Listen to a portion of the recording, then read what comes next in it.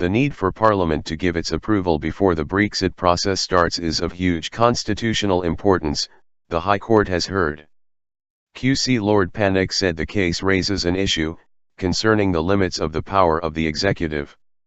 The High Court is considering whether ministers can invoke Article 50 of the Lisbon Treaty, the trigger for formal talks, without MPs passing a new law.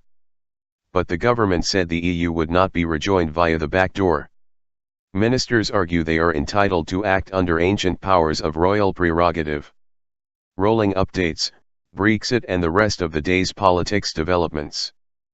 Prime Minister Theresa May has said she will activate Article 50, formally notifying the EU of the UK's intention to leave, by the end of next March. This follows the UK's decision to back Brexit in June's referendum by a margin of 51.9% to 48.1%. The EU's other 27 members have said negotiations about the terms of the UK's exit, due to last 2 years, cannot begin until Article 50 has been invoked.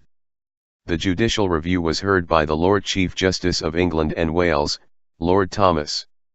Investment manager Gina Miller is among those contesting the government's authority to proceed without recourse to Parliament, arguing the principle of parliamentary sovereignty underpins the Constitution and the rule of law in the country.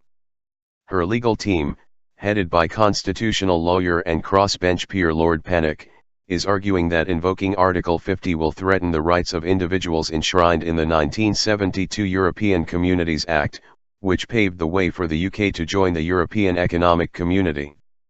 Only Parliament, they argue, can remove or reduce rights granted under law, and Article 50 must have the consent of the House of Commons and the House of Lords.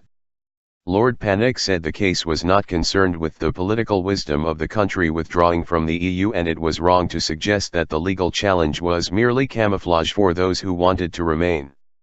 Ms. Miller was entitled to say that if we are to leave the EU, then the steps to be taken which will deprive her of her rights under the 1972 Act, and other legislation, must be done in a lawful manner.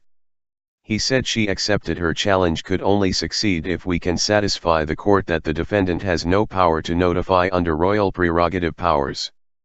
Lord Pannick argued that sovereignty of Parliament meant that what Parliament did is entirely a matter for Parliament.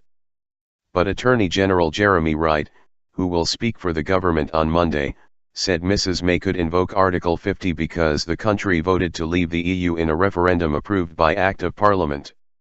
He added, there must be no attempts to remain inside the EU, no attempts to rejoin it through the back door, and no second referendum.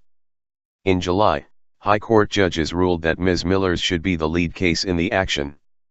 Other applicants include London hairdresser Dayer dos Santos, the People's Challenge group set up by Graham Pigney, and the campaign group Fair Deal for Expats. According to documents published this summer, ministers believe the use of prerogative powers once held by the sovereign but now residing in the executive to enact the referendum result is constitutionally proper and consistent with domestic law. For the courts to require Parliament to pass legislation to implement the outcome of the referendum would be an impermissible intrusion on its proceedings. The hearing comes amid growing calls from MPs on all sides of the House for the UK's blueprint for its Brexit negotiations to be subject to greater parliamentary scrutiny. While the government has not ruled out giving MPs a vote on the final settlement reached with the EU, it has said on several occasions that it will not hold a vote on the timing of Article 50 or its strategy ahead of negotiations. The losing side in the case is likely to launch an appeal. It has already been announced that any appeal will be fast-tracked to the Supreme Court to ensure a final judgment before the end of the year.